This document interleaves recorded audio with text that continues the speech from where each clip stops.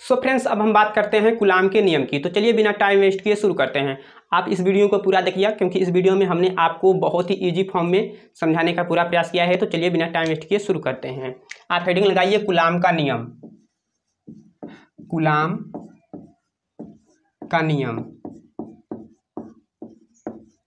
Coulomb ने कहा था कि दो स्थिर बिंदु आवेशों के बीच लगने वाला आकर्षण अथवा प्रतिकर्षण बल उन दोनों आवेशों के गुणनफल के अनुक्रमानुपाती तथा उनके बीच के दूरी के वर्ग के व्युत्क्रमानुपाती होता है। तो चलिए देखिए कैसे होता है।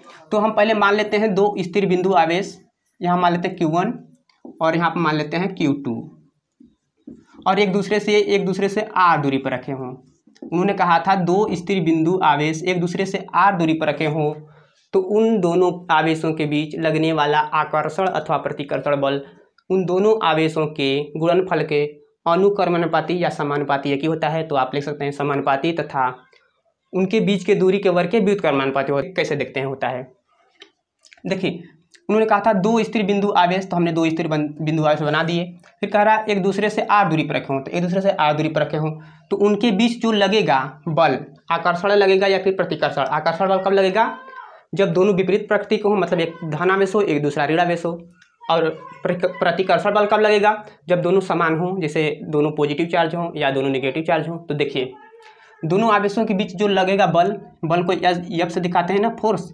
सो दोनों आवेशों के बीच जो लगेगा बल यब उन दोनों आवेशों के गुणनफल के, तो इन दोनों आवेश को गुणनफल करते हैं Q1 Q2, दोनों आवेशों के गुणनफल के अनुक्रमानुपाती, ठीक है, या समानुपाती होता है तथा उन दोनों आवेशों के बीच के दूरी के वर्ग के, ठीक है। तो इन दोनों आवेशों की दूरी कितना है? r है।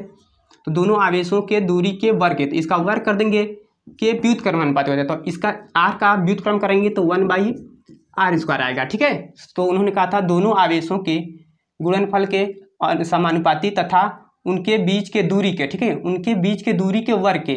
तो उनके बीच की दूरी है r, उसका वर्ग करेंगे फिर उसका व्युत्क्रम करेंगे, तो तथा उन दोनों आवेशों के बीच के दूरी के वर्ग के व्युत्क्रमानुपाती होता है, ठीक है। फिर से एक बार समझा दे रहे हैं। उन्होंने कहा था दो स्थिर बिंदु आवेश Q1 Q2 एक दूसरे से r दूरी पर रखे हों तो उनके बीच लगने वाला आकर्षण अथवा प्रतिकर्षण बल उन दोनों आवेशों के गुणनफल के समानुपाती या अनुक्रमानुपाती होता है तथा उन दोनों आवेशों के बीच की दूरी के वर्ग के व्युत्क्रमानुपाती होता है, ठीक है, व्युत्क्रमानुपाती, ठीक है, होता है। इसको दे देते हैं समीकरण 1 और इसका दे देते हैं समीकरण 2। व्युत्क्रमानुपाती का मतलब देखिए, अगर मान लीजिए हमारे पास एक x वैल्यू और ये व्युत्क्रमानुपाती है y के, ठीक है। तो देखिए जैसे ही हम x की वैल्यू बढ़ाएंगे तो y की वैल्यू घटेगा, अगर हम y की वैल्यू बढ़ाएंगे तो x की वैल्यू घटेगा। व्युत्क्रमानुपाती का मतलब होता है। असमानुपाती या समानुपाती का मतलब होता है, मान लीजिए कोई वैल्यू x है और वो समानुपाती है y के, तो अगर हम y की वैल्यू बढ़ाएंगे तो x की वैल्यू भी बढ़ेगा, अगर x की वैल्यू घटाएंगे तो y की वैल्यू भी घटेगा। इसका मतलब ये होता है, ठीक है। तो इन दोनों आवेशों को मिला दिए, दोनों समीकरण को, अब इन दोनों को डिफाइन करेंगे, ठीक है। तो इसको दे देते हैं समीकरण 1 समीकरण 2, इसको दे देते हैं। अब दोनों को मिलाएंगे तो लिखेंगे समीकरण 1 व समीकरण 2 से दोनों को मिलाएंगे तो हमारे पास आएगा यह अनुक्रमानुपाती या समानुपाती होगा Q1 Q2 divide by r², ठीक है। यहाँ पर इतना होगा। तो देखिए जैसे ही समानुपाती का चिन्ह हम हटाएंगे तो एक कांस्टेंट आता है k, तो यहाँ पर भी वही आएगा, कांस्टेंट आएगा। समानुपाती का चिन्ह हटेगा तो हमारे पास आएगा कांस्टेंट k, और ये हमारे पास हो जाएगा Q1 और हो जाएगा Q2 और फिर आ जाएगा हमारे पास r²। तो देखिए एक जो k होता है, k एक नियतांक है यहाँ पर, और k बराबर हमारे पास होता है 1/4πε0 होता है, और ये इसके बराबर होता है 9 × 10⁹।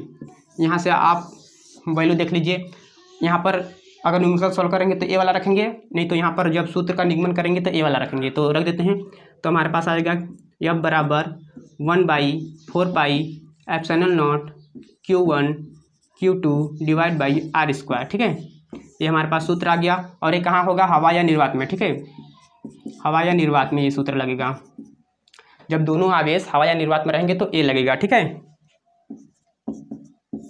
अगर मान लीजिए किसी माध्यम में हो तो अब इसका क्या होगा, देखिए किसी माध्यम में होगा तो हमारे पास एफ के मान हो जाएगा, एफ बराबर हो जाएगा 1/4 पाई एप्सिलॉन नॉट, यहाँ पर आ जाएगा के, बाकी सब वही रहेगा Q1 Q2 divide by are square. ठीक है, ये रहेगा। जहाँ देखिए के का मान अलग अलग माध्यम के लिए अलग अलग होता है।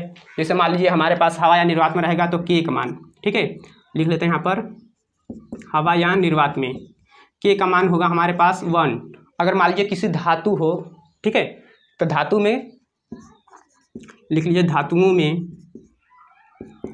में हमारे पास के की वैल्यू हमारे पास होगा इनफाइनाइट, मतलब अनंत। ठीक है,